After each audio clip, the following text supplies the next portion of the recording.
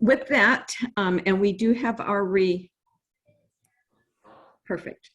I do, with that, and I do believe we've started the recording. So I will call to order the February Peninsula RPTO meeting. I thank you all for being here this morning.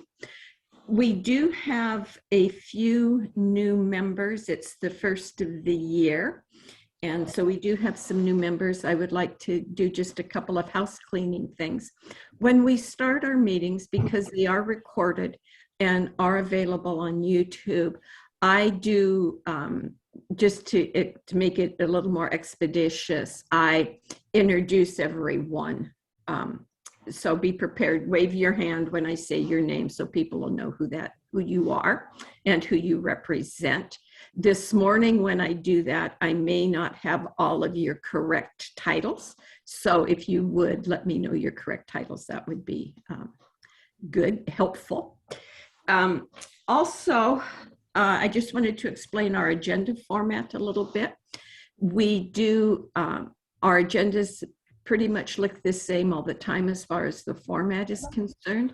We have some consent items at the beginning, and then we have our action items, and then we have discussion items. We do that so if there's a need for someone to leave, the actions are all done at the front of the meeting. And the other thing that we do, because we vote typically with unanimous consent. When we call for a vote on the motion, I will ask twice if anyone would be voting in opposition. If there is anyone voting in opposition, then we do a roll call vote.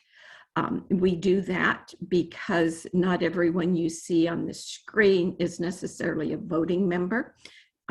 We have a unique format or structure in that our executive board and our transportation policy board meet at the same time.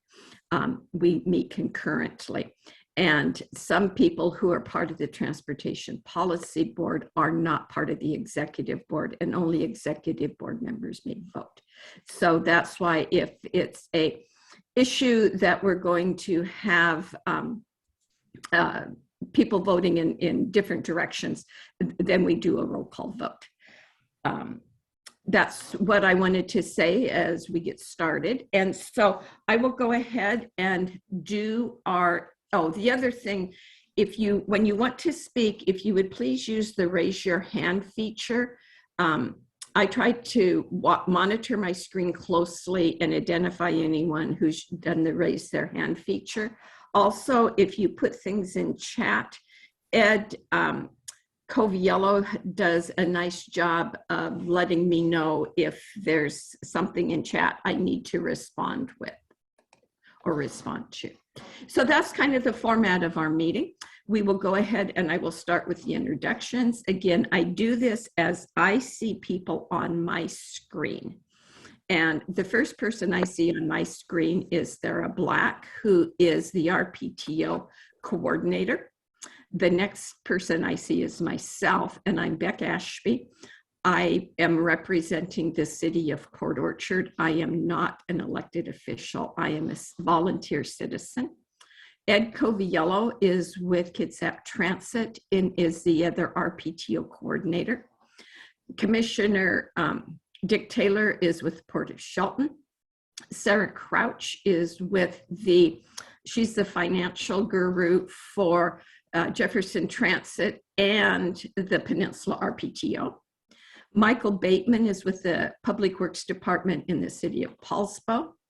Dennis Engel is with the Washington State Department of Transportation, and Dennis is looking forward to retirement sometime, June or so, isn't it, Dennis?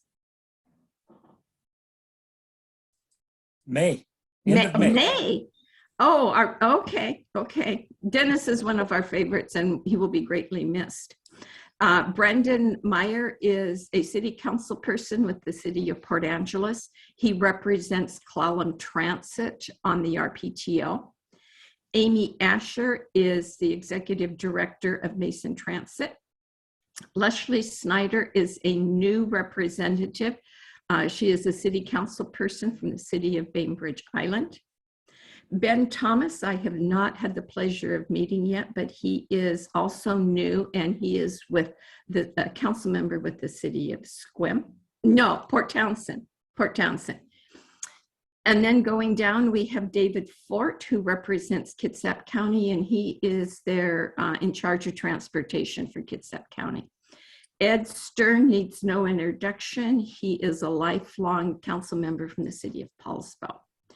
Kate Dean is a Jefferson County Commissioner. Lindsay Schwarum Warren is a council member and represents the city of Port Angeles. Cliff Hall is with the Department of Transportation. Gary Anderson is with the he's a commissioner with the Port of Bremerton. Rachel Anderson is a city council person from the city of Sequim. And Tammy Rupert is the executive director of Jefferson Transit. And for those of you who are new to our group, Jefferson Transit is the fiscal agent for the RPTO, and Kitsap Transit is our lead planning agency. Bill Peach is representing, he is a Clallam County Commissioner, and we haven't seen Bill for a while. Usually Steve Gray is here, and Steve is also, but it's nice to see Bill back. He has been doing other duties, and Steve's been filling in with him. Susan Matthews is with the Lower Elwha Clallam tribe. And again, Steve Gray is Clallam County's transportation person. And Lily O'Doherty is with the office of Senator Rolfes. So I skipped right over John Clausen. John Clausen is the executive director of Kitsap Transit. Now, if there's anyone I missed, wave your hands wildly. If not, those are the attendees in our meeting this morning. And again, I thank you for being here. We would like to approve our agenda. Are there any additions or changes anyone would like to make to the agenda? Seeing none, is there a motion to approve the agenda? So moved. Thank you, Dick. Thank you. The agenda, there's a motion to approve the agenda as presented. Is there anyone who would like to vote in opposition to that? I will ask a second time. Is there anyone who would like to vote in opposition to approving the agenda? Hearing none, the agenda is unanimously approved. Can I confirm who seconded that? Was that Bill? I couldn't catch who seconded that. Yes, it was Bill. Thank you, Bill. Appreciate it. Moving down, we have our consent agenda items. It's the minutes from our previous meeting, the second quarter invoice, and the biennial currency review for our RTP. Now, again, I should have said this at the front. It is the practice of this board to present items on one meeting and vote on them in the next. So the biennial currency review of our RTP was discussed in December, and that's why it's on the consent agenda. Is there anyone who would like to move anything off the consent agenda? Seeing none, I would ask for a motion to approve the consent agenda. So moved. Thank you, Bill. Is there a second? Thank you, Kate. Mm-hmm. It has been moved and seconded to approve the consent agenda. Is there anyone who would be voting in opposition to that motion? I will ask a second time. Is there anyone who would be voting in opposition to approval of the consent agenda? Hearing none, the consent agenda is unanimously approved.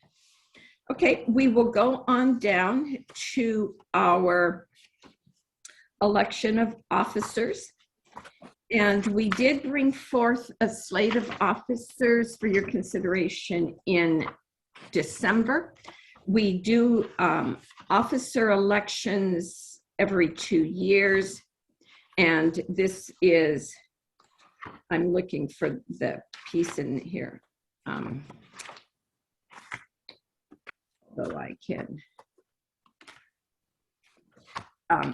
So we then sent out an email in January asking for additional nominations, and we will open the nominations up again from the floor.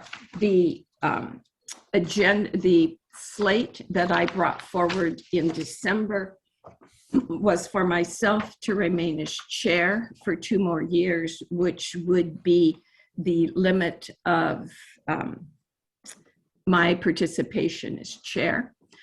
Randy Netherland from Mason County has been our vice chair the last 2 years, and he was agreeable to assume that role again for the next 2 years.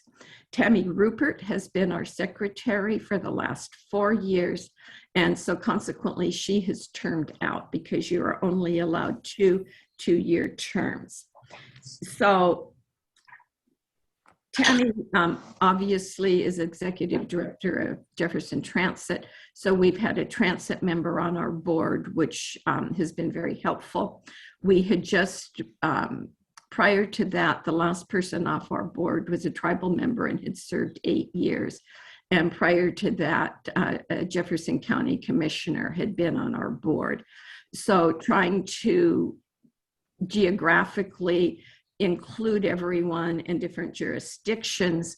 I made contact with Lindsay Schwarm-Warren to see if he would consider being secretary. He has served on the Port Angela City Council for some time, and he has been an active member of this group.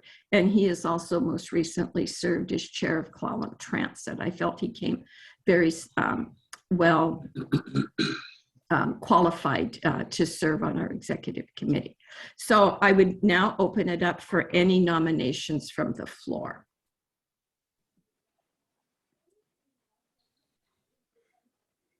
Not hearing any, I would entertain a motion to approve the slate of candidates as presented. So moved. Chair, so moved. Okay, so Brandon made the motion and Ed seconded the motion.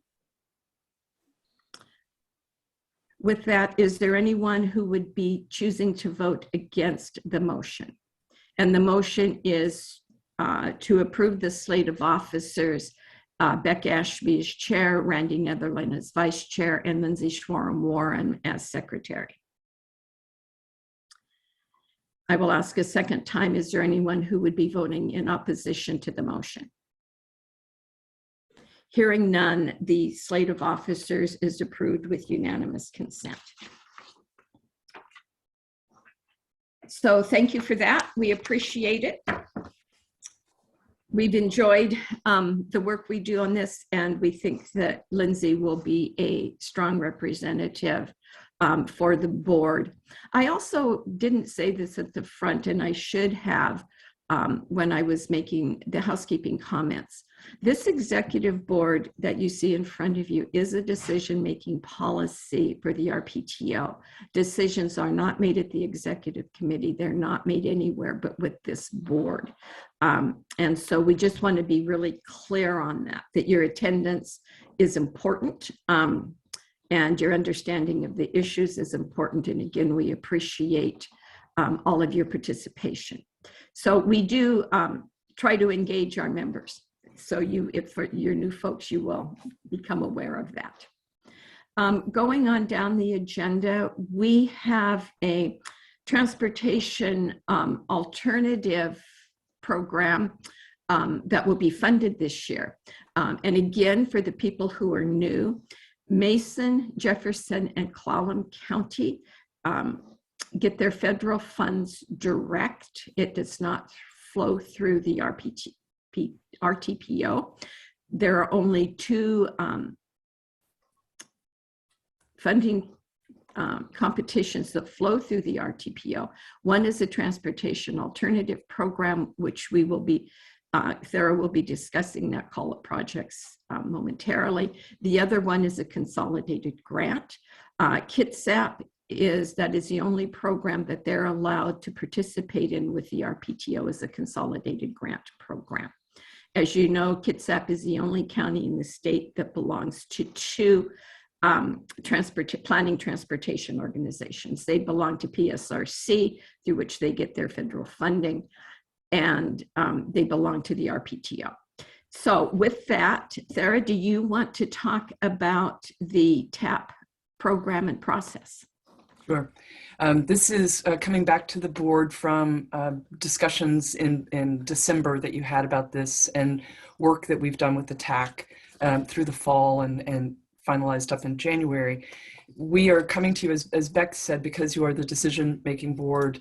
We need your authority to proceed with the Transportation Alternatives Call for Projects in 2022. Just by really quick background, we do this every other year now, so it's a biennial process.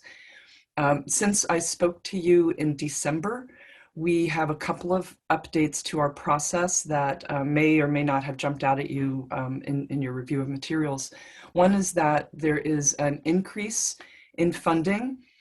This is a very small program, so even a big increase is not really that much. But when I came to you in December, I thought we would have about $430,000 or so to program. And as it turns out now, we'll have a little over $500,000, so $516,000. And that's as a result of the increase in federal funding associated with the new transportation infrastructure package. So we just received about 10 days ago some updated numbers, and so we've folded those into this. The other change from when I briefed you on this before is that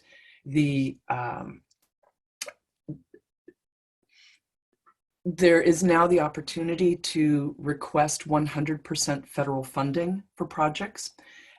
Prior to this flexibility, let's describe from WSDOT, prior to that, the minimum match that was non-federal that must be provided would be 13.5%. Using a mechanism called toll credits, which we don't need to get into unless you want to. It is not money. All toll credits do is allow projects to be 100% federal funded and eliminate that 13.5% match. WSDOT is offering that as a means of removing local match as being a barrier for participation in this program. Especially for really small agencies for whom just even coming up with 13.5% match can be challenging, or perhaps even of more concern. It's one thing to commit the money, but then when you go to put the project under contract to obligate it, that is an area that is often creates delays, because in the real world, it's sometimes harder to make that money available and commit that at that time. So this is seen as a mechanism to increase access to program participation. The downside of it is that if we're funding projects 100% federally, then the dollars don't go as far as they would otherwise.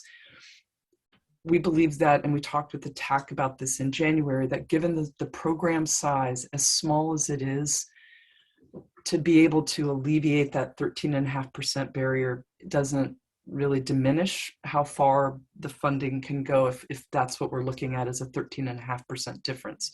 We structured our process so that in the evaluation project, when you get to the evaluation phase, you can still grant greater importance to projects if the local applicant brings more money to the table.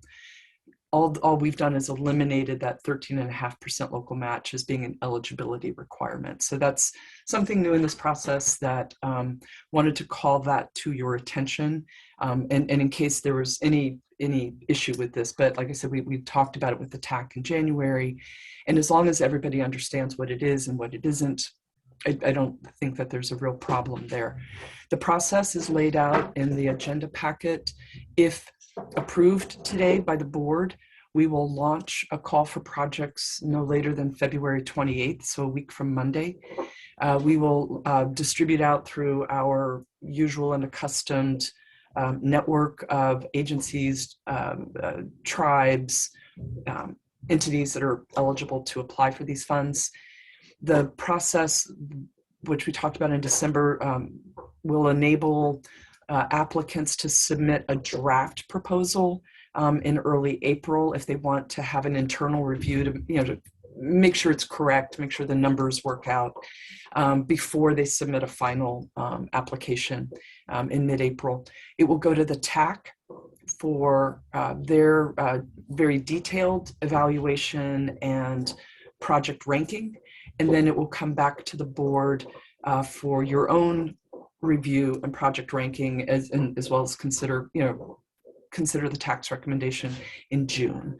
So between now and June, there's going to be a lot of activity, both on the part of us as coordinators and supporting the applicants for those local agencies that want to submit, and then getting it through the review process. But we're building off the process that we did in 2022, and it seemed to be fairly, or 2020, and it seemed to be fairly efficient. So we're confident that we can deliver it to you in that time. So with that, I would turn it over to any questions or discussion.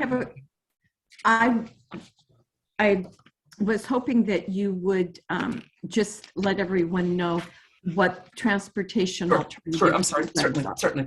Sure, and thank you. And I apologize to our new members. Transportation Alternatives is a federal funding program that is particularly focused on non-vehicular projects. That's probably the best way of saying that. We tend to see a lot of bicycle and pedestrian projects, a lot of trail projects out of this. You can do travel demand management projects out of this. You can do above and beyond environmental remediation with this. It's a very wide range of projects that are eligible, as long as it's not just making things better for cars. It's really focused on all the other modes. And the challenge, I think, for us is that what we have to work with is a fairly small amount of money. Federal funding is complicated money to use and has a lot of requirements that come with it. And so it's challenging if we if we break transportation alternatives or any other federal funding down into tiny pots of money. So that's sort of a challenge we have to work with, but there are a lot of really good project types that can be funded. And what you will see if you've been involved in other types of funding programs elsewhere, you might be surprised at the array of projects that you will see coming out of transportation alternatives. It will feel at times like you are comparing, apples to oranges because of the diversity of eligible project types.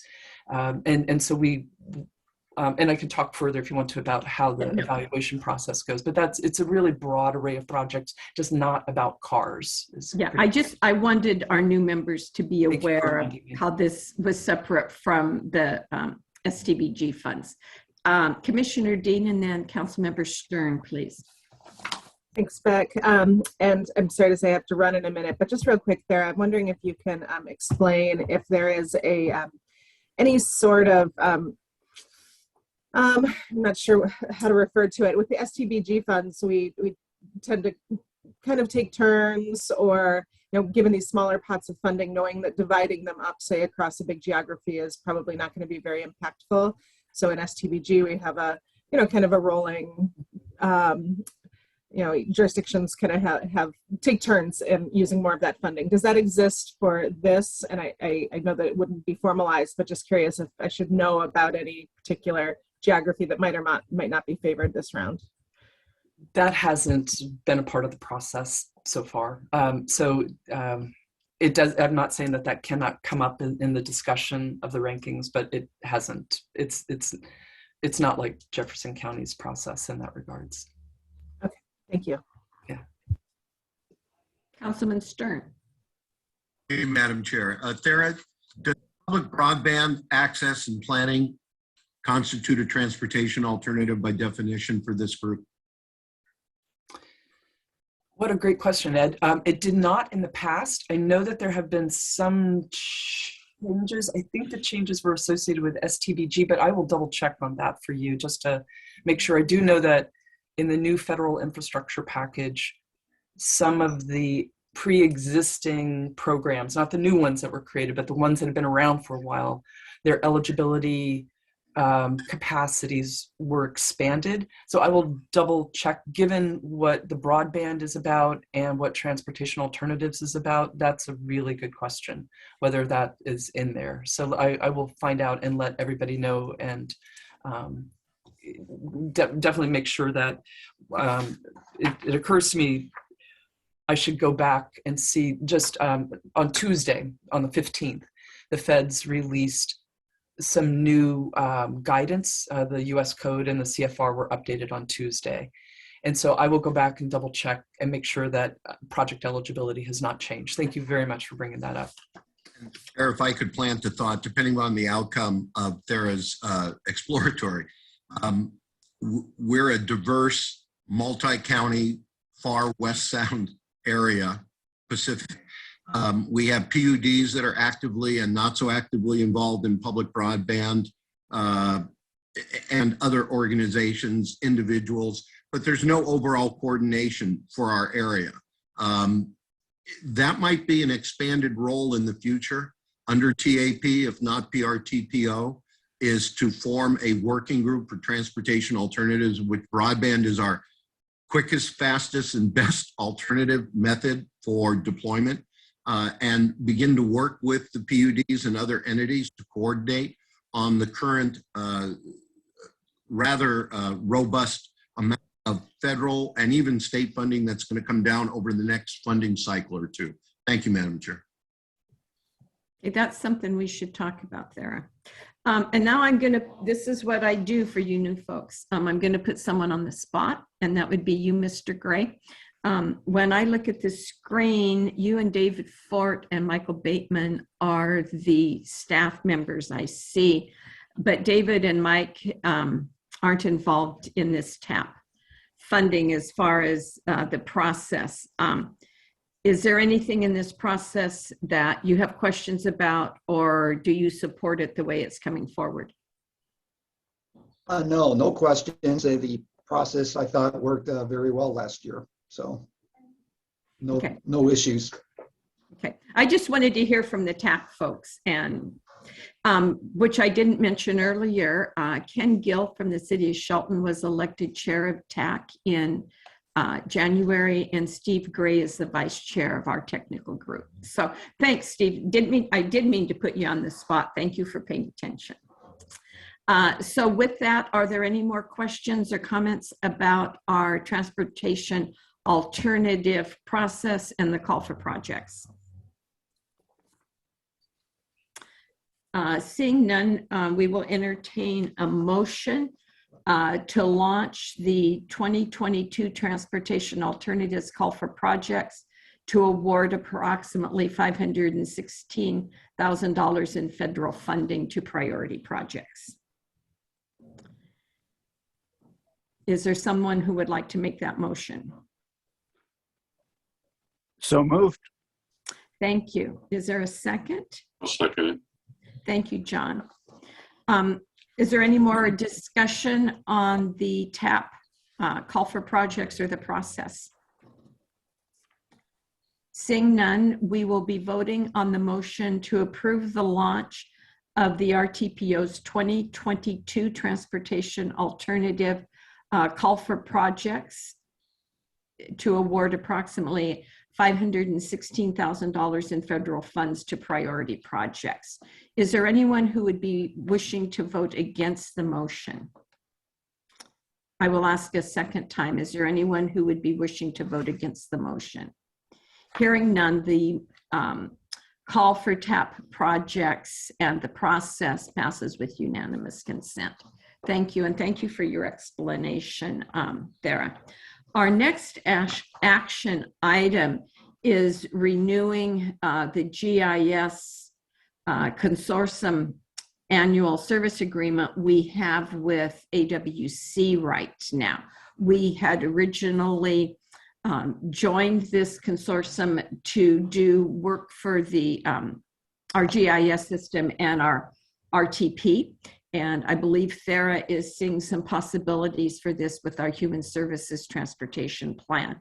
And she and Ed are bringing forward the idea of renewing this. When I looked I don't believe we talked about this in December, so this would be kind of a unique for us to approve this the same meeting we're introducing it, but it is a reoccurring program for us. So Thera, are you or Ed the lead on this? Yeah, I just wanted to, again, thank you for reminding me that we have new members. This GIS consortium contract a year ago, we entered into it with the understanding that it was for 1 year and we would be coming back to you for approval if there was going to be a renewal. We weren't sure if there would be a need for it. But as we are gearing up right now, and we'll be talking about it a little bit later in the agenda, we are gearing up now for an update of our human services transportation plan, not even gearing up for it, we're in that now. And then also we will be talking to you later in this agenda about the Unified Planning Work Program for next year. And so this topic about the GIS work is relevant to both of those. And so as we are right now embarking on the Human Services Transportation Plan update, we need to rely on data. First of all, I'll say that, but then also our format, we're going to try to make it a more user-friendly format and, for sort of public-facing friendly stuff. And so we're going to put it into an online format as well to support that. And so we're going to talk about it later. We're in the process of recruiting consultant support for the Human Services Transportation Plan, or what's called the HSTP. But we are working now to move things along so that when that consultant gets on board, they can hit the ground running.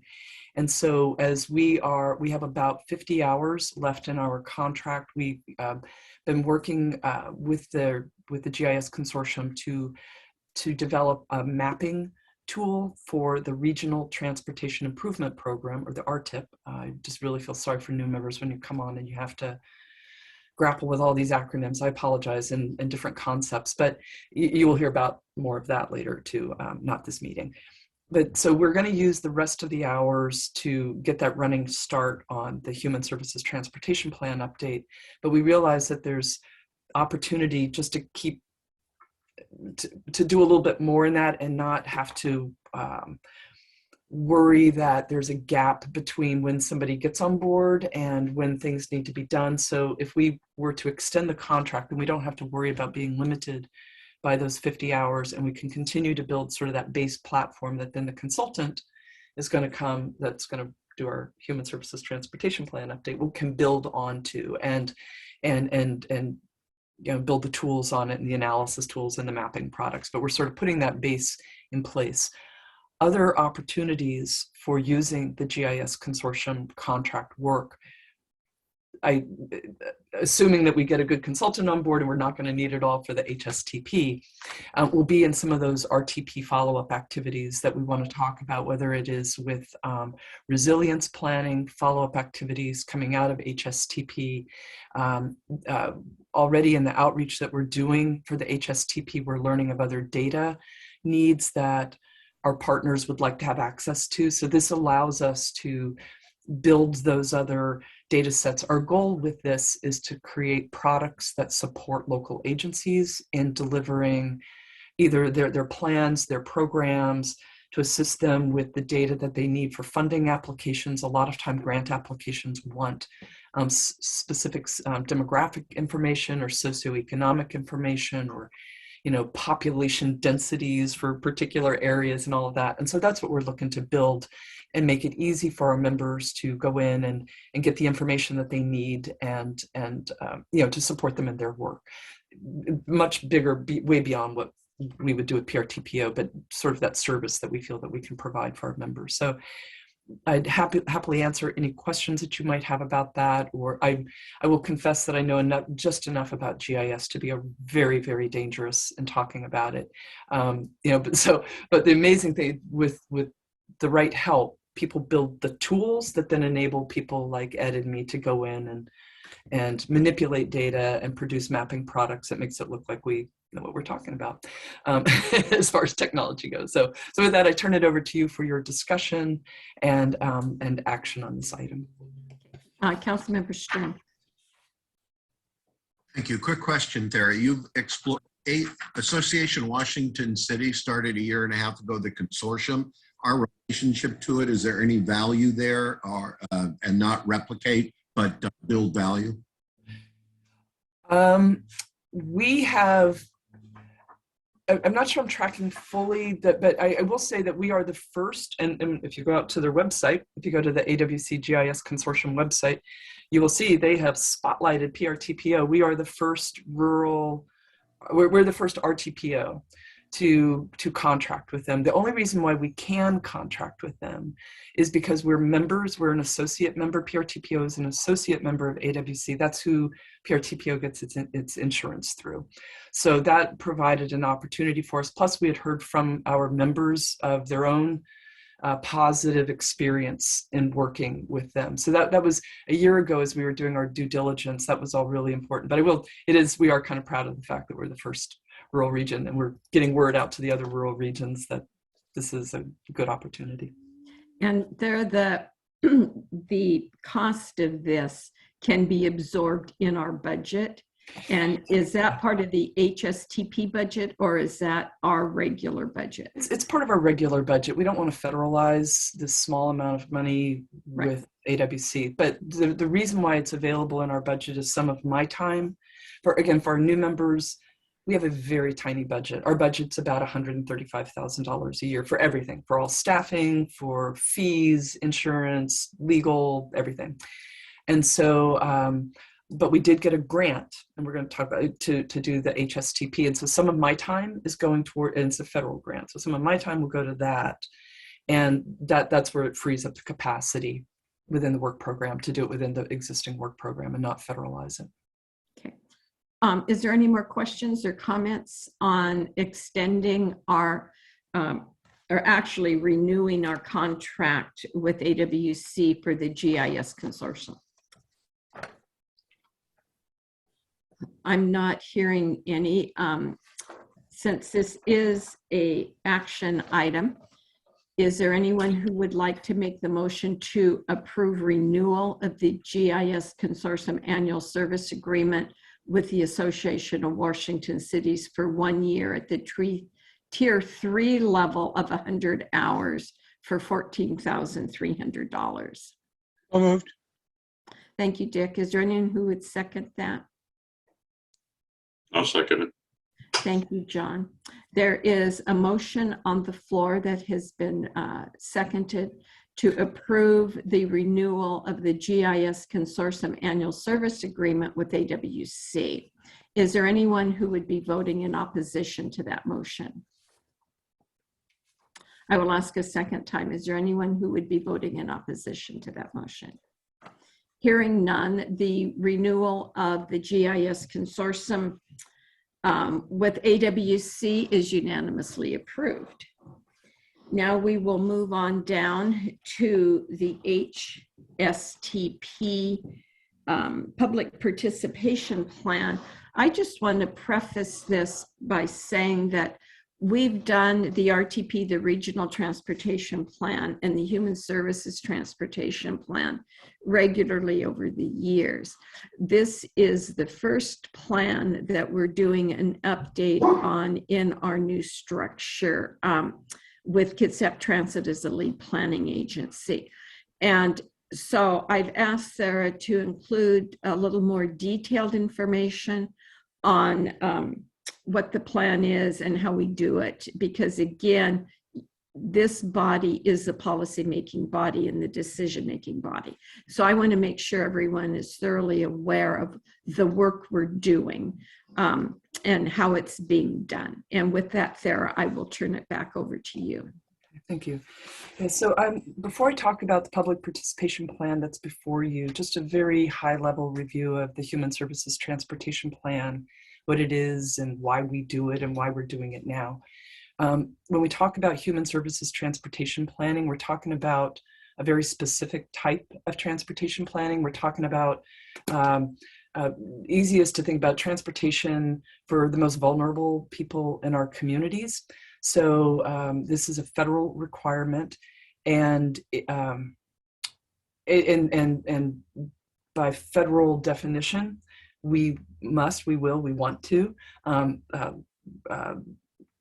consider the needs of seniors, the mobility needs of seniors, the mobility needs of people with disabilities, and the mobility needs of people with low income, and how those mobility needs of, the barriers that they are presented with because of transportation and trying to access the human services that are available to them. So could be healthcare, could be access to food, could be access to job training, getting to work, those types of things that are programs that are services available to these population groups by various providers in our communities.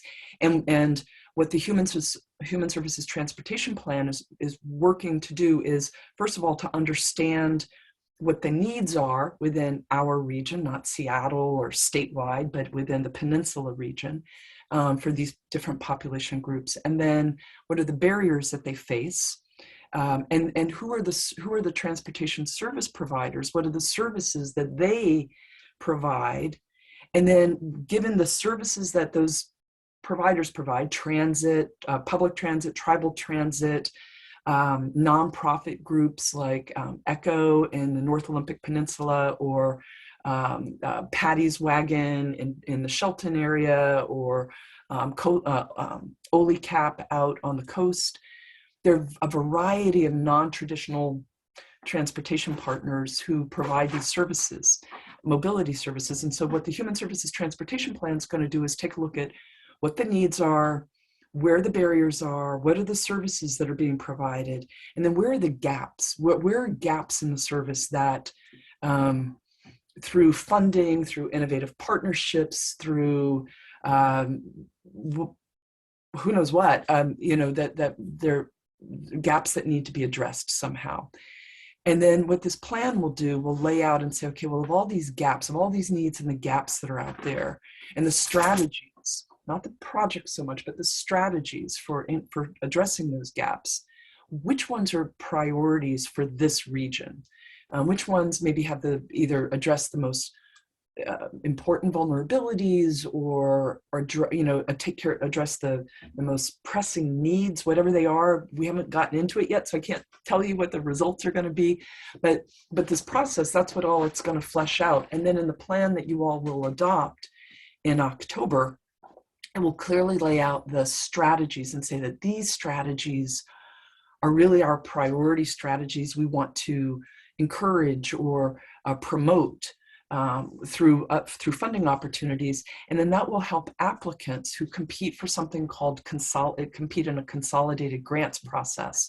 It will help them know that, oh, if we submit these types of applications, or applications for these types of projects, these are the priorities that PRTPO has identified in its plan. And then, as Beck alluded to earlier, you all will be involved in a process about a year from now to evaluate proposals that have been submitted by applicants in light of the priorities that you've identified in your Human Services Transportation Plan, and tell WashDOT, of all these projects that were submitted from within our region, these are the projects that this is how we would prioritize them, the rank order that we would prioritize them for how well they're going to support our region's human services mobility needs. And then that conveys upon those projects points in the statewide process and helps them proceed. So if you haven't been through it, it sounds kind of complicated, but it's actually really good example of planning. Like you try to understand what the problem is and who the players are and the needs to be addressed, and then let those entities that are going to provide those projects, let them know what your priorities are so they can develop proposals that best meet those needs.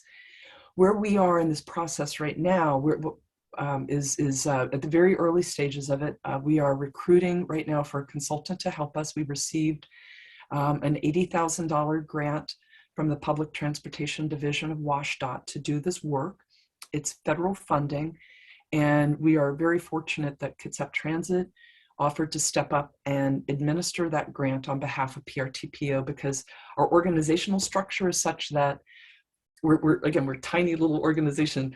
It's just a whole different sort of an accounting procedure program administration, grant funding procedure when you're dealing with federal funds than state funds. So Kitsap Transit is administering this for us. They put an RFP out on the streets, and we actually got 2 responses. So we're excited about that. We heard from some regions in the state that they didn't get any responses at all. They will come on board hopefully in March is what we're striving for. And they will do a lot of the heavy lifting for this. They're going to do a lot of our outreach, and that's where this public participation plan comes in. PRTPO's overall framework, if you would, for how we do engagement. It sort of says, as an organization, here's how we try to keep our various communities apprised of what we're doing or how we engage with our communities. That's sort of a big generic, here's how we just do it generally. And it says that when you get into a meaty planning process, like Human Services Transportation Plan, that we will develop sort of something really specific to that, to be clear on who we're trying to reach out to and sort of the techniques for how we're going to do that. And that's what we have before you today to talk about and take a look at. This is something that we're going to give to the consultant when the consultant gets on board.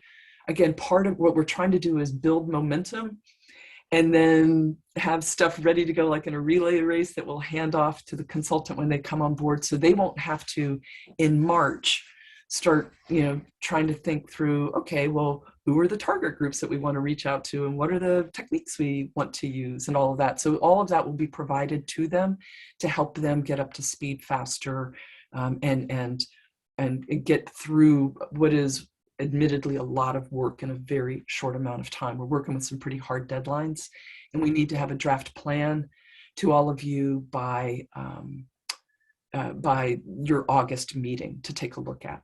So what you have in your agenda packet, Beck had asked me to provide sort of the scope of work, the executive board scope of work that was discussed in December. So that's provided in there, as well as the schedule. So you can see that we will have multiple activities happening in parallel that all come together as they're supposed to in August and then October. And it lays out, and then also in there is that public participation plan. So it identifies the 3 federally mandated population groups that we want to engage with, and I'll talk about that in a second.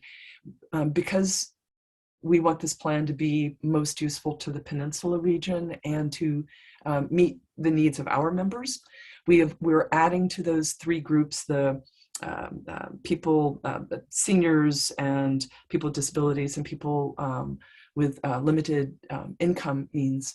We're including in that also, we want to make sure we understand the mobility needs of our tribal communities across the region. And we also want to make sure we understand where we have 2 sort of small pockets of population that don't speak English well, with limited English proficiency is the official term for that.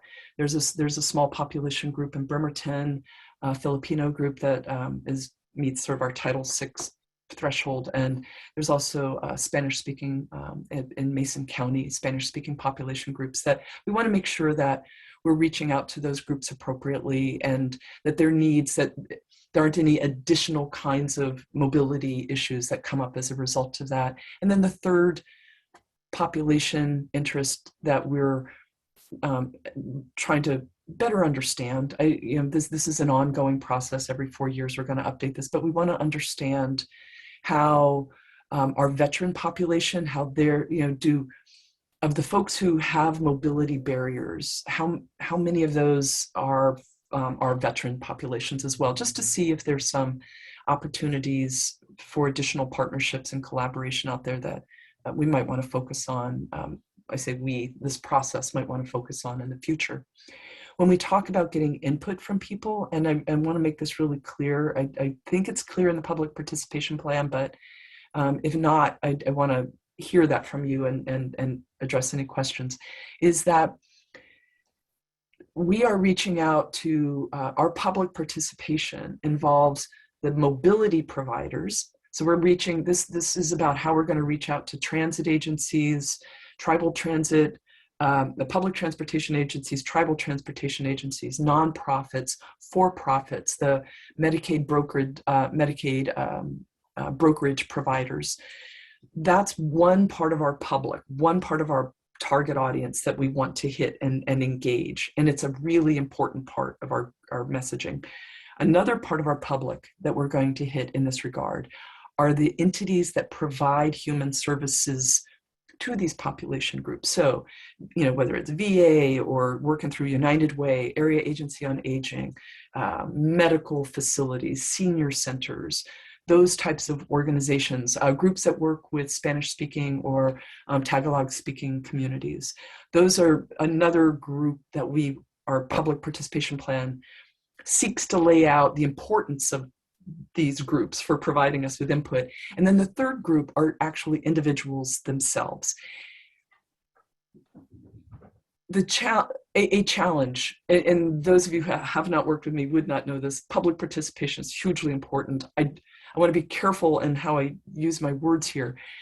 When we reach out to individuals who are seniors or people with disabilities or people with low income, we have to be careful that we're not asking the handful of people who we will realistically be able to reach in this process, that we're not asking them to speak. If we talk to somebody who uses a wheelchair for mobility, that person is not speaking for all people who use wheelchairs or all people who have disabilities. And that's why it's so important to us to get a broad perspective, to lean heavily on the human services providers and the mobility providers, because they work with clients of all, across the spectrum, and they have really great insights. So that's one thing that I want to call out in the public participation plan is we are reaching out to 3 different sort of facets of our population, and we're going to lean heaviest on those providers of mobility and the providers of human services.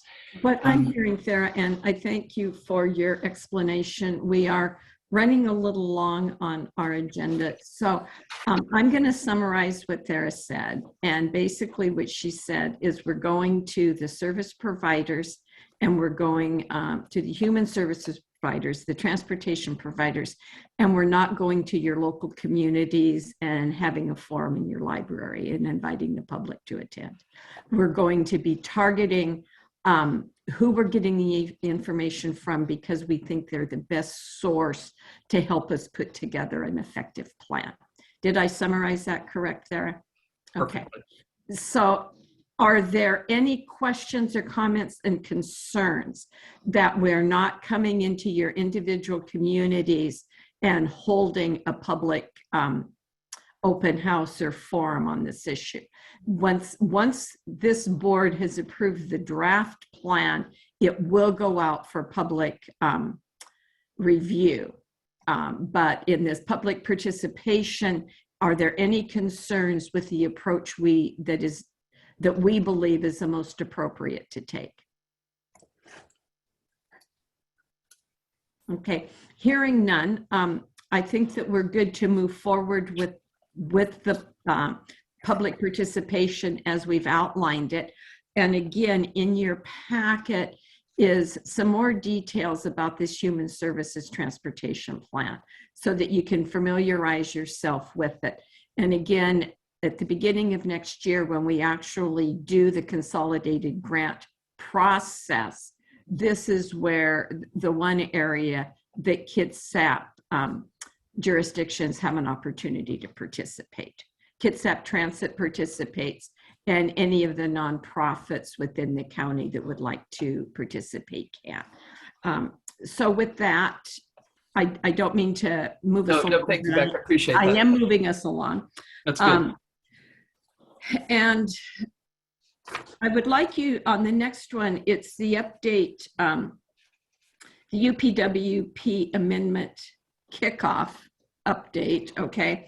If you could consolidate this fairly quickly, because I don't think people have had a chance to really think about it, and there's not a lot of money to put out, so. No, and this is your work program. We will be coming to you in April with an amendment to your 2-year work program.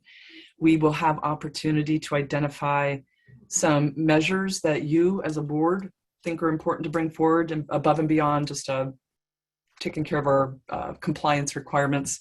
What you see on page 3 of that staff memo are some of the topics that sort of seem to float to the surface from a staff perspective that come out of your other work program activities.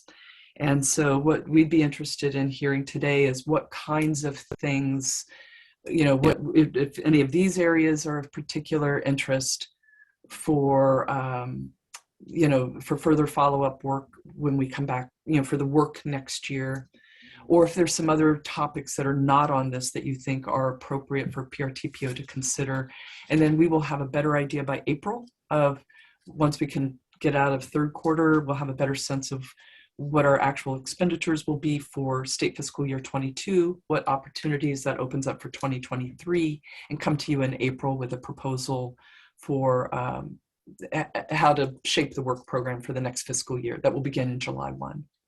This is also a discussion that they have at our technical committee, because they can come forward with work that they think we should be doing. What I want to say to this group, to our executive board, and particularly our new people, is that there is, and I can't remember if it's section 3, but in RCW 4780, which is the RCW that creates PRTPOs, there are some very specific mandated things that we have to accomplish. And as Sarah said earlier, we have about $135,000 a year to accomplish those things. This year, the big deal is a human services transportation plan. It's the transportation alternative competition, and next year it's going to be the consolidated grant awards process. So we don't know yet exactly how much the human services transportation plan is going to cost us. So we want to make sure that we do it correctly. And we have financial limitations, and we have human resources limitations on the work we can complete. So think about what might be really important to put on your wish list and come back with that. Please feel free to contact Sarah or myself on things that you might find particularly of interest. Ed, you had brought some things up about broadband. We have done a lot of work on electric vehicle infrastructure, and we can accomplish a lot by facilitating meetings and workshops, being kind of a coordinator, and not actually doing heavy lifting. So think about those things, and we will come back in April with some solid ideas of work that we may be able to accomplish, or at least once the bulk of our primary tasks are completed. We will go down now. I think we are getting back on. You got us back on schedule, Beck. Okay. And we're going to go down the transportation outlook follow-up and the update on funding initiatives. And I'm glad to see that Lily is still on board, because she may be able to provide or answer some questions as we have this discussion. And then we want to make sure that we have time for Dennis to give us his presentation on the Simbar Road work. So, Sarah, do you want to? Sure. I'll just kick it off. It's really, I think, a discussion for everybody else. This is, again, for our new members, one of those little pieces of orientation that you got is about our Transportation Outlook 2022. And that's PRTPO's sort of legislative agenda. Different regions do it different ways. This particular region, they go through a process. We go through a process in the fall, summer, fall, and put together priority needs. One of those priority needs this year was to, it has always been to increase sustainable, reliable, predictable funding for local agencies. That is just a really, it's hard for them to do what they need to do without having that assurance and security and sufficient funding.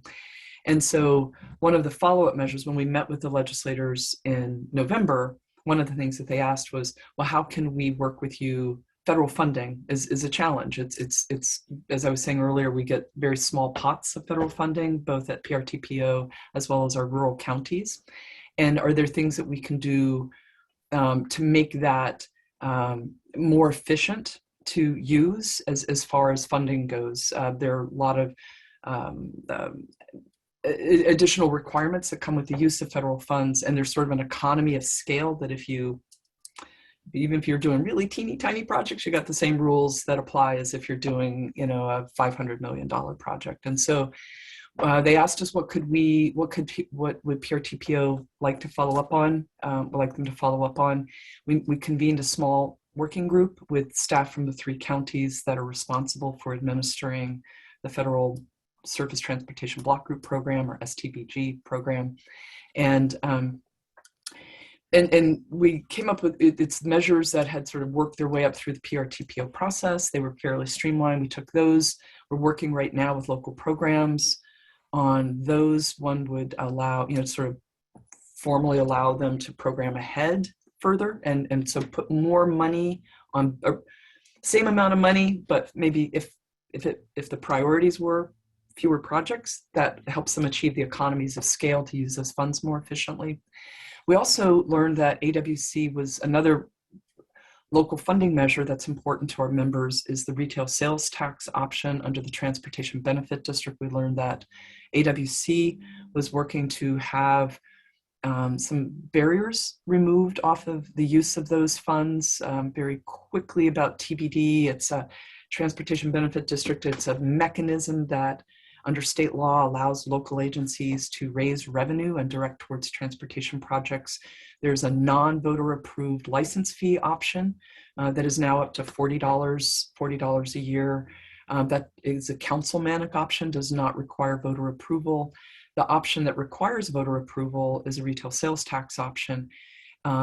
Interestingly, that option is for 10 years at a time, and the way the law is currently written, it can only be used twice. And so the AWC is working, and when I checked last night, it looks like it passed the Senate and has the public hearing in the House. I get lost on the sausage making part of this. It looks like there's a public hearing on the 23rd before the House Transportation Committee. Some of you may have more information on that than I do, but that was the other sort of measure that was out there. Then the third one is possibly defederalizing the funds that local agencies get. That one's too big for PRTPO to take on, but we were in touch with the Association of Counties and their interest in that, and that's something that we said we will continue to work with them a little bit on the side and provide them with information. They are better suited to lead an effort like that than we are. What we did learn is that was not something that was going to go forward in 2022 from them, that they think that 2023 is a better time for that to go forward. So that's sort of my update to you all on what's happened since December when we talked about this, but some of you have been involved in this in various ways, and Beck, I would turn it to you to lead that discussion. Okay, what I'm gonna again just try to get some background information for our new folks, in that our 3 counties, Clallam, Jefferson, and Mason, get their federal dollars direct, and they do not get a lot of money. Mason County in round numbers gets about $800,000 a year. Clallam gets about $1 million, a little more. Jefferson, 400 and some thousand. And that is not a lot of money to spread among all of the jurisdictions. So what we're working on is seeking approval for our counties to award 4 years worth of funding at a time. So Clallam County would have $4 million to divide out, and they would specify the years. Anyway, that's what we're working on. And we believe through our work with local programs that may be as easy as having them write a memo saying that this is an acceptable way to do that. Most of our money is a rounding error for some of the larger MPOs. So anyway, so we're working on that. That's important. The TBD thing is important, particularly to our city of Sequim, who has already had the 2-year vote, and or they have voted twice, and so they would be losing that revenue if this bill does not pass. But with that, we also had, and Lily is still on the call with it, hopefully she's listening, the Democratic caucus or someone brought forth a very large $16 billion Move Ahead Washington idea. It's in your packet with the dollar amounts there. I'm not sure exactly the process of where this goes now. John, you may, Lily may, what happens? I mean, the idea is floated out there now. So now what happens? Lily, do you want to address that? Hi, I can actually get back to you on that and send an email about that process. Okay. I'll have to check in with the member regarding where it's at the moment.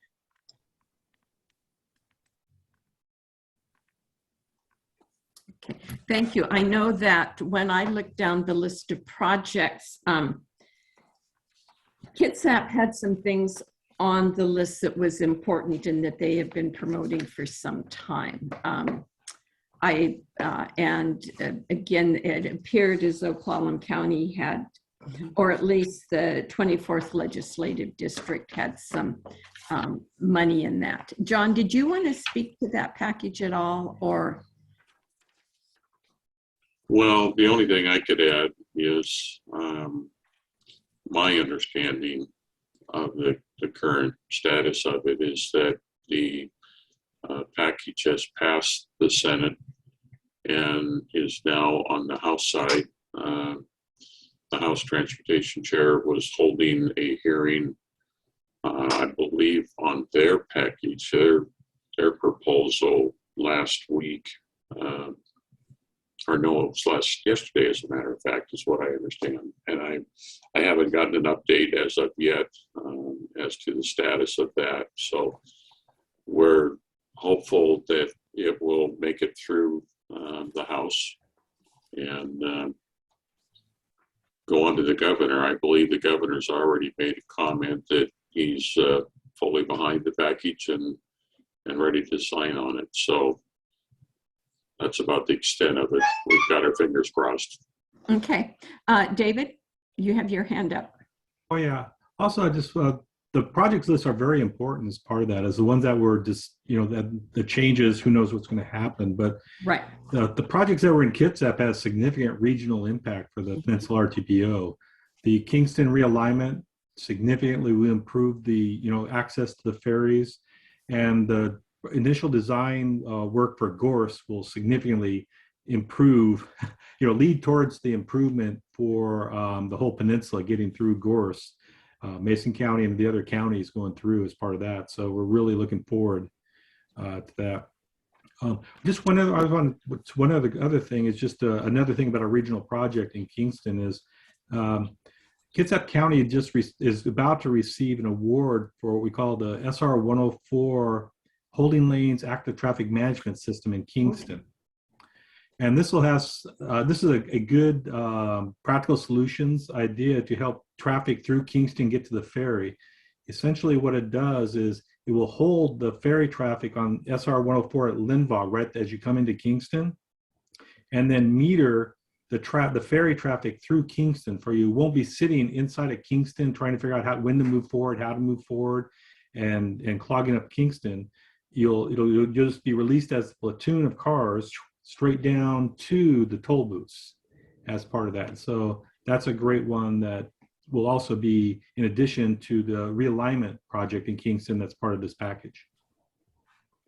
Dave brought up a very good point in that although Kitsap doesn't get our federal funding through in the same method we go through the Puget Sound Regional Coordinating Council, Kitsap really is an active part of this peninsula. I mean, we ourselves are a peninsula, but the transportation corridor goes through Kitsap basically to get to Jefferson and Clallam and Mason. We're very interconnected. So the work we do and those projects for Kitsap that are on this list will benefit the entire region. Is there any other questions or concerns about what we're doing with the transportation outlook that we brought forth last fall? Because we do kind of actively manage that. Beck, if I could add, there's another the region did really well on this list, and this is not even counting the programmatic possibilities that come out, but I think it was about $172 or $173 million in projects across the region.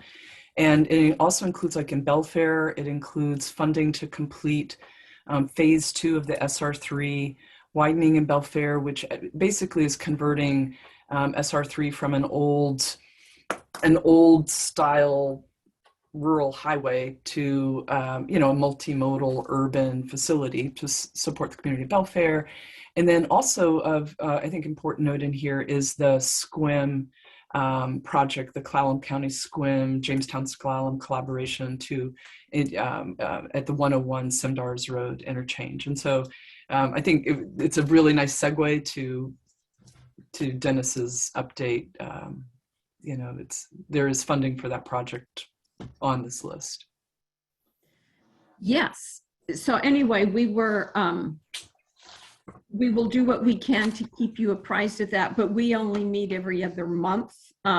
So you may want to follow that legislation yourself. And I know that what wasn't seen on some of these projects, I know that Kitsap Transit is going to have some funds available for electric ferries and some other things. So we're excited to see how that moves forward. Dennis, are you ready? We have been, Steve Gray, Clallam County, City of Sequim, Jamestown Clallam, have been working for a long time on the interchange at 101 on Simdar Road, and Dennis is going to give us an update on that today. So do you have something to, like a screen or something you're going to share with us? Yeah, I have a short PowerPoint that I'll show. Okay. And you should be set up to go with that, Dennis. Let me know if you're not. It's that green share screen button. So are you seeing it now? Yeah, there you should see it. Loading, there you go. Yeah. Okay. So we're doing a pre-design study on this right now, looking at what's the best option for the roadway. So we're looking at the section from roughly Simdars all the way down to Palo Alto.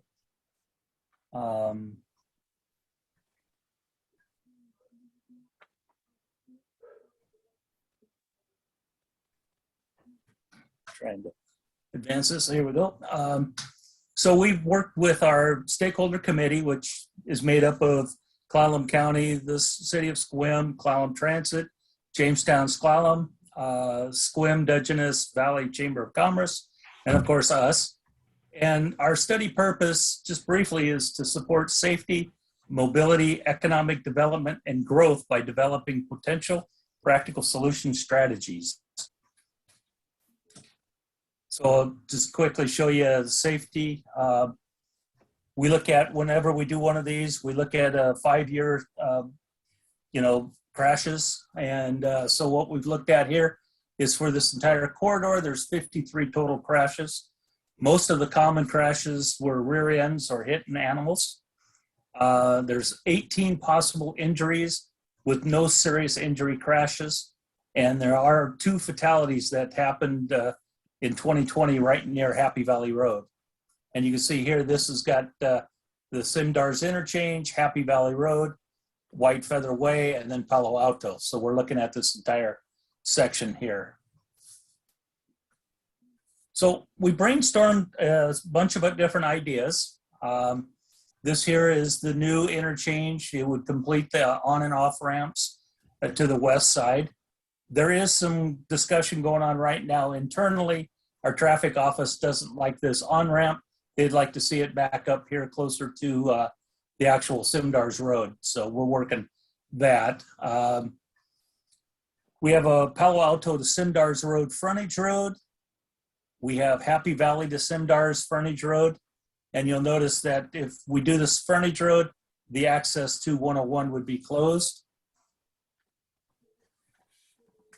We have the Palo Alto realignment to White Feather Way, which would just take Palo Alto and move it up. So you'd have a better intersection instead of having two half intersections. Palo Alto Road and US 101 roundabout. We could bring that in and put a roundabout in, which is, controversial. Happy Valley Road and US 101 roundabout. We can combine accesses at White Feather with one roundabout. There was a suggestion of looking at a local road connector from Happy Valley all the way up to Simdars. We also had a series of other improvements that were brainstormed, some advanced warning for signage, variable message boards with cameras up there, incident response staff. That is where we have like a truck that, a maintenance truck that goes out and helps clear accidents. They also take care of, if people run out of gas, they pack gas with them and they'll give them a gallon of gas to get them to the gas station. It helps to keep the road flowing. Multi-use separated path across US 101 to connect to Olympic Discovery Trail. Improving transit at SQUIM, Transit Center, and improving transit in general. So we took those options and we went for a public open house, which completed, it ended about a week ago, January 27th to February 10th. We advertised at the library, local newsletters, social media, press, and our stakeholders helped get the word out. We shared the study information and the proposed improvements that I just showed you. And we asked folks, is there something else you think we should be looking at? We ended up over 815 responses, which seems pretty good. The responder concerns were entering and exiting Palo Alto, not having full access to US 101 at Simdars, entering and exiting Happy Valley Road at US 101, entering and exiting White Feather Way at US 101. And the most important things were, to them, the solution types, were the Palo Alto to Simdars frontage road, new on and off ramps at Simdars Road, Happy Valley to Simdars frontage road, or the local road connector to Happy Valley. So now what we're going to do, we finished the open house. So one of our next steps is we're going to do screening. We're going to take each of those options, and there was a few options brought up by the community that we'll put into the screening also.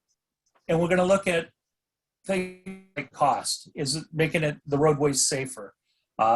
Environmental impacts, feasibility, mobility, multimodal, and right-of-way impacts. We'll put all those into a matrix, and that will help us define what options are the best options that we should move forward on. Then we'll take that screening that we've done, we'll take it to the stakeholder committee, go through it with them, make sure they're all agreeable with what we've come out with, at least the scoring process and all of that. Then we'll share with them the public open house feedback, go through the screening, and the study recommendations. This will be more than likely the last stakeholder meeting we have. And then we'll draft up a report. It should be done in the end of May. And then from there, the project will move on. So the only other slide I have is my contact information, which I think most people have. And then there is a study website. You can still go to the website on our WashDOT website, and you can view these. And Sarah had this in the agenda, the link to it, so you can go to it and see the options and take a look at that. So I'm going to stop sharing and let you ask questions if you have any questions. I just made this presentation to the Jamestown Slalom Tribal Council on Wednesday night, and they were appreciative of the presentation. Hi, Dennis. This is Lindsay in Port Angeles. Can you clarify the goal of growth in this plan and kind of where or what kind of growth the plan is attempting to address? We were looking at, when we did the modeling, we were looking at, I think, somewhere around 1% growth rate. Meaning population growth up those spur roads that Well, connect to 101? we Or were looking what more. what kind of growth rate is that? We were looking at that traffic would increase about 1% per year. At all the intersections and on 101 generally? Yeah. Okay, thanks.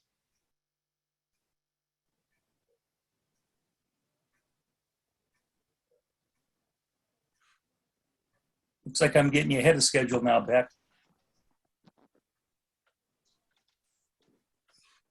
I know I drive up there, but I personally, I was just trying to figure out which one is Palo Alto and which one is Happy Valley.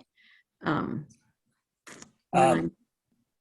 Valley is the one closest to Simdars. And then Palo Alto is a little bit further out. White Feather is where you would turn to go down into the marina, the John Wayne Marina. Oh, okay, okay. And Palo Alto is to the east of that. Okay. To the east. Okay. Hey, Dennis, do you have a copy of the presentation that we can share with the group? Yeah, I can forward it to you. Thank you. I'll email it to you afterwards. Tammy? Dennis, did you say that you were going to do a roundabout, or that was a possibility of a roundabout at Palo Alto? Yes, that's one of the options. And I'll tell you right up front that a lot of the folks out there felt that a roundabout is, you can't put a roundabout on a state highway. No, that's not quite true. We have it all over the state on 50 mile an hour, 60 mile an hour roadways. And we're building a lot more right now on that. So, but yeah, that is one of the options, and it'll go through the screening and we'll see how that comes out.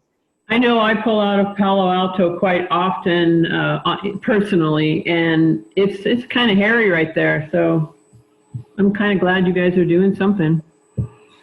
Okay, Thank you. we have Wendy from Jamestown Slalom, and then Commissioner Peach. Thanks, Beck. I wanted to ask Dennis because of his response to Lindsay. We were talking about the 1% growth on the highway. Could you clarify if you're still working at understanding the future growth of the local traffic that's generated and needing to access the highway at the different intersections? And my thoughts lean towards the John Wayne Marina development that's going to be close to White Feather Way. If you could let us know how we're predicting that in case these improvements don't happen soon. How do we start keeping track of the growth along the corridor? That's a good question. I don't really have a good answer for that one. We look at growth rate, from the comp plans and that sort of thing. And I know Squim will be doing their comp plan in the next year or so. Thanks, Dennis.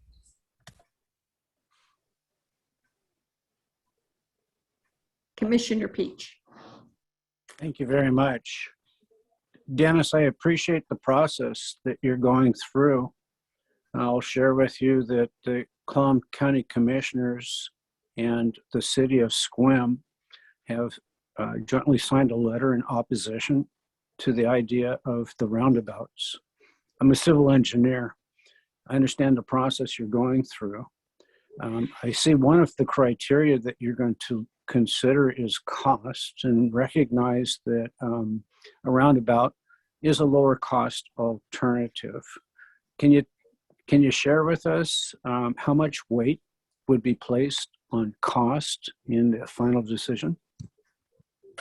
Right now, we're looking at probably equal weight to that with environmental and safety, with all the criteria that we listed.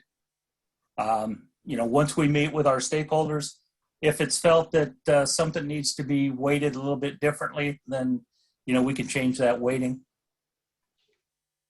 Thank you, Dennis. Dennis, is there a timeline on executing this project? Well, for us, the pre-design is, will be done in May. There is some funding that SQUIM and Clallam County got together, and it's over $1 million for design work. Actually, this pre-design is coming out of that money. So if we have staff available, whatever the options are that come out, we could move it into design at that time.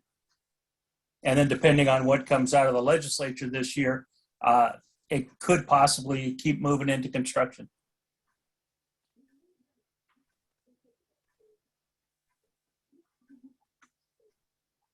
Are there any more questions? Steve Gray, did you have any comments, or are you good?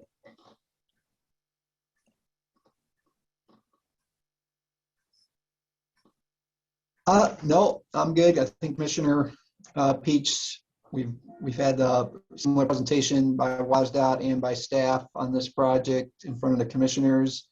And certainly it's been very clear that the preferred option would be complete the Simders interchange and look at the frontage road type options that do not have those intersections as the preferred options. Thank you. Just wanted to make sure anyone who wanted to comment or had questions of Dennis were able. Does the City of Sequim have any questions? I know that you requested a copy of the PowerPoint, and we will get that to you. Yeah, that would be great. Thank you. I don't have any questions really. I really hope the open house was able to show that the City of Sequim definitely does not support the roundabouts option for safety, and especially with all of the trucks coming in through US 101 to get to PA, it would just, we don't support roundabouts. So, but that's been clearly stated, and Commissioner Peach asked all the questions that I had, and so yeah, thank you, Dennis, though, for the presentation. I really appreciate it. Yeah, just trying to keep everyone informed, because that has been on our list in our transportation outlook that we've provided our representatives the last 2 or 3 years. So just keeping everyone informed. And Dennis, we appreciate the presentation. And is there anything else, or should we continue on down the agenda? Okay, we're actually now ahead on our agenda, so this is really good. Sarah, did you have anything you wanted with your coordinator's report?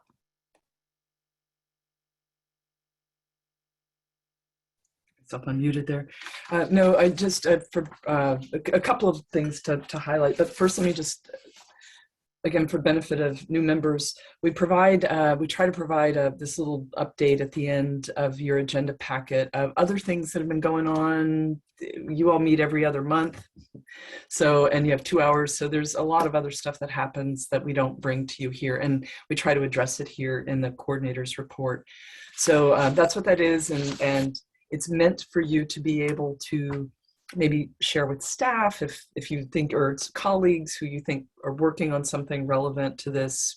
We try to make it easily accessible and provide information. A couple of things that have come up since that got put together. I will tell you that for those of you who were, in December, we anticipated that that there was going to be a call for freight projects from WSDOT, and I warned you that we may be doing a prioritization process today for those. We actually received, it just wasn't a good fit, a good funding option fit for some of the freight projects that local agencies were looking at in the region. So that's why you don't have freight projects here. I will let you know, though, that for those of you who are interested in, still have those freight project needs, the Freight Mobility Strategic Investment Board will be briefing all the MPOs and RTPOs next week about what they think that their process is going to look like. So probably, if not before your meeting in April, probably by the time of your meeting in April, we will have more information for you with state funding opportunities for freight mobility projects. So I wanted to let you know about that. Also, you have heard us talk about electric vehicle grants. We worked with a group of stakeholders back in August or in late June in preparation for an August funding opportunity that has yet to materialize. It is the latest word is that we will get a notice before the end of February that they're going to launch the process, and that there will be applications and formal notification in March.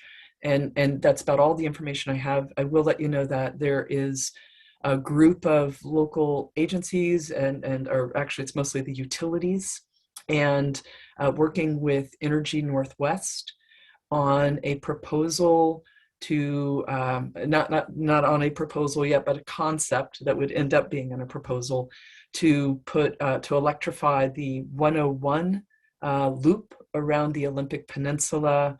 I think they've got connections over into Kitsap and then also down into Grays Harbor County. So truly regional approach to increasing electric vehicle charging opportunities across the Olympic and Kitsap Peninsulas. I think Belfair is a part of that. Other communities, like I said, Kitsap and across the Olympic region. So I don't have any more information. Everything is still sort of in a discussion mode, but as I have more, I'll let you know. And if you have any staff who are interested in electric vehicle information, who are not part of that communication group, if you would have them get in touch with me, I can loop them in, and they'd be the first to hear as soon as that notice is made. And then the last thing I would just add is that after today's meeting, with the actions that have been taken, we will wrap up the draft of the 2022 resource manual for the PRTPO resource manual. And for those of you who've been around, you know that it is your one-stop shop for anything and everything related to the organization. You'll be able to download it easily from the website. It's a nice little desktop reference. It's got the members in there, their contact information, bylaws, the work program, budget, invoices, policies and procedures, you name it, it's all in there. So we will, now that we've completed all of our elections and stuff, we'll finalize that and have that up probably this weekend, and you'll be able to download that. And again, for the benefit of the new members, what we do is it might get updated a couple of times throughout the year as we have new information, but it's always meant to be sort of a one-stop resource for you for information that's helpful to you about PRTPO. And that's it, unless there are any questions on the topics that are in the report.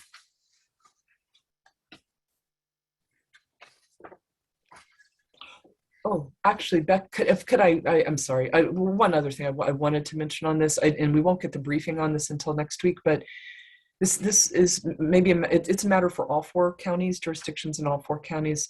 There was a budget proviso in 2021 that directed WashDOT to work with the Department of Commerce and establish VMT reduction targets that local agencies will need to accommodate in their comprehensive plans.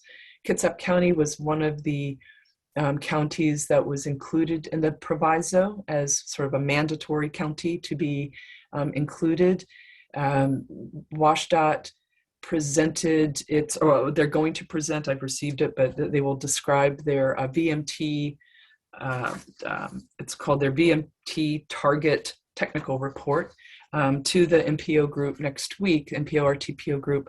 One of the things in there, so they're looking to, through a combination of innovative land use planning and adding multimodal infrastructure to achieve significant additional reduction in VMT across the state.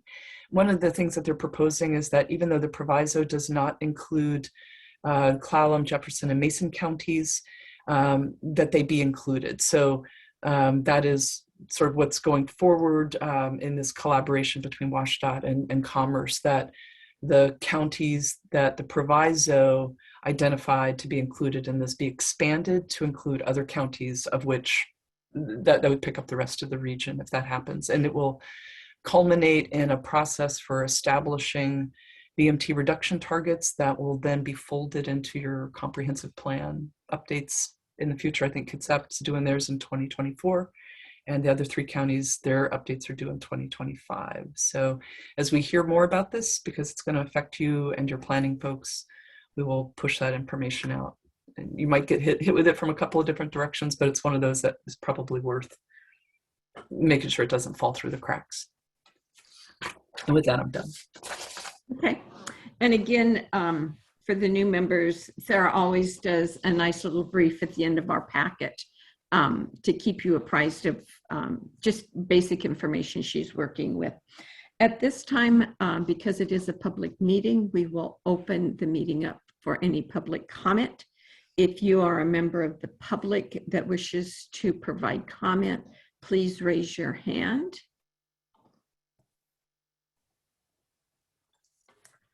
Seeing none, we will move on down to our member updates. And because we do have a couple of minutes here, I would invite our new members, if any of them would like to introduce themselves and their interest on being on the RTPO. Leslie, I'll look at you. Do you want to introduce yourself or something? Leslie and I have worked on the KRCC, Kitsap Regional Coordinating Council. So we're familiar with Leslie, but do you want to introduce yourself and your work on Bainbridge Island? Sure, I'd love to. Thank you very much. So I guess what's first and foremost in my mind right now is that at our council meeting Tuesday night, we received the Sustainable Transportation Plan that we've been working on for over 2 years now, and I've been deep in that planning process this entire time. So it's just, you know, we have yet to formally accept it and move forward, but it's just been wonderful. So I'm paying attention here to the, you know, the vehicle miles traveled reduction targets, and just kind of wondering, you know, how that sort of rolls down to cities from the counties. Very happy to see focus on that, because our sustainable transportation plan is very much about reducing our carbon footprint for transportation. And in general, I'm just willing to collaborate, and really hoping to reach out so that it's not just a Bainbridge thing, really enjoying being part of these regional groups. Thank you.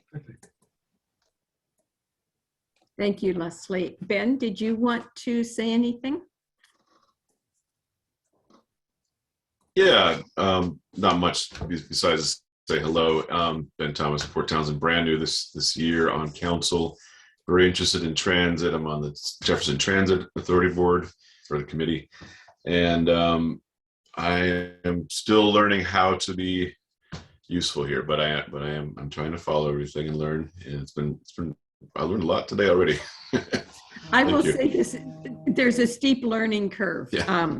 But Thera does a great job of keeping us all informed and providing educational opportunities. That's really critical. That glossary of acronyms is really useful that comes with the onboarding. Yeah, and looking on down, everybody else I see I'm familiar with except Clyde Hampton. I don't believe we've met. I think that might be Paul Hampton from Paul? Forks, I think. I wasn't sure. Yeah, that's me from Forks. It's just Okay. my first name. Hey, Paul. Okay.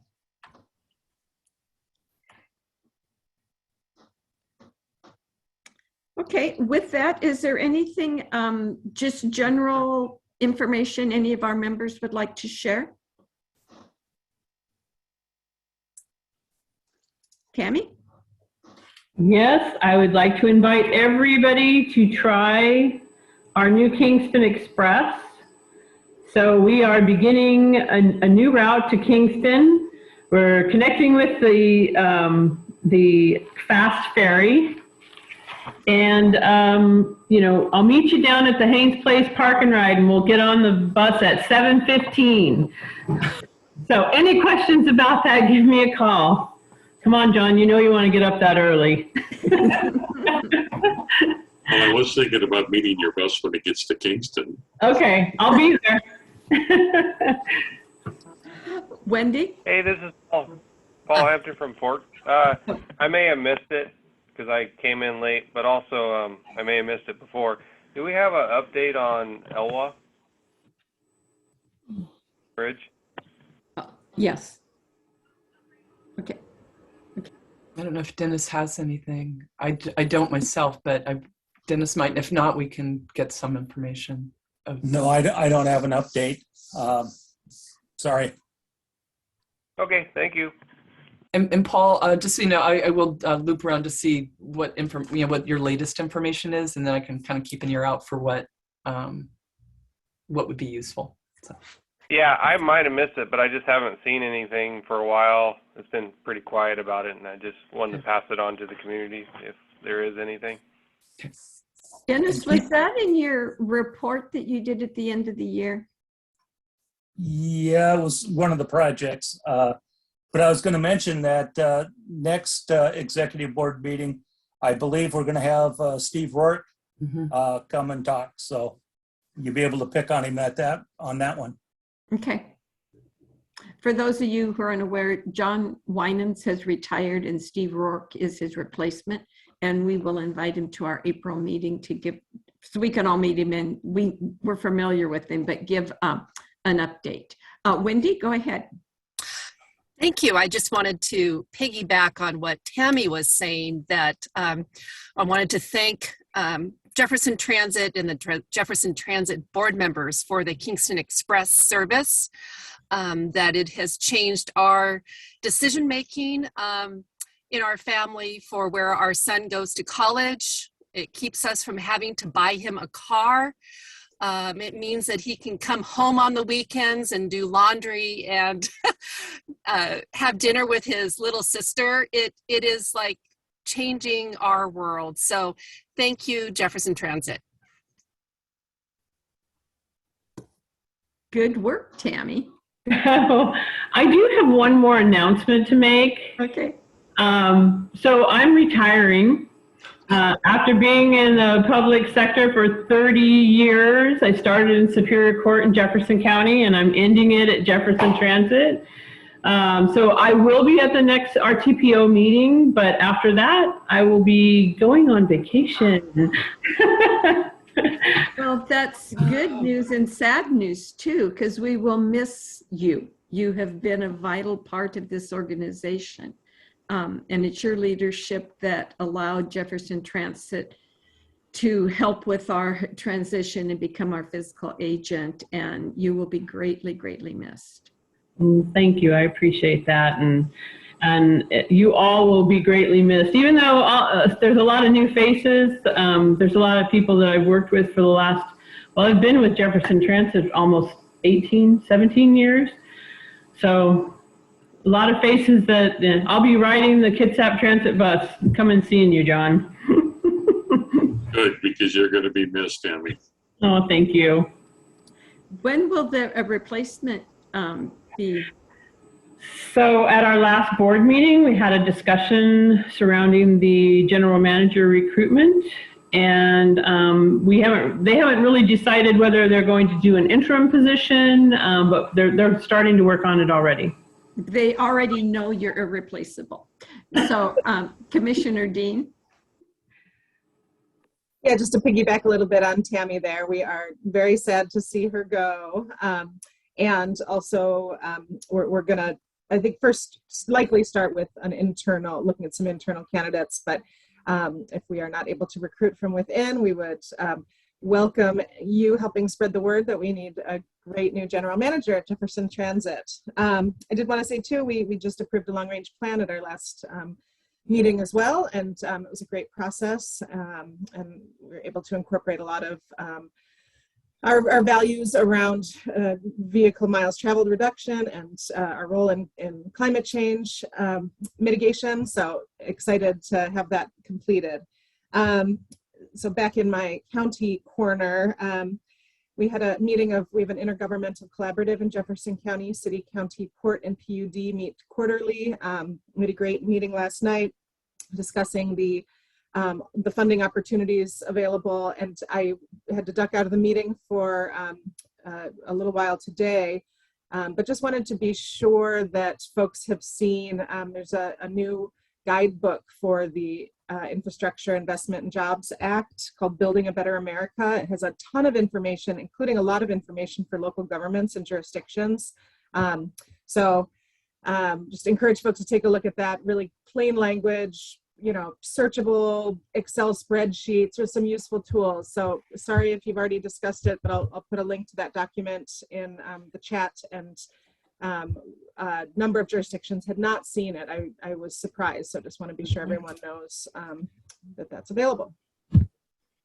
And we'll put a link to that on our website as well. Well, I think it might be helpful on our website if we create a little about in the funding section about the new infrastructure funding package as well as the state funding package, and make it easy for you all to find the information that's useful to you. So thank you for telling us about that. Thank you. Yes. Is there anything else anyone would like to share? Seeing none, we will adjourn and look forward to seeing everyone in April. Thanks, everybody. Bye, everybody. Thanks, John.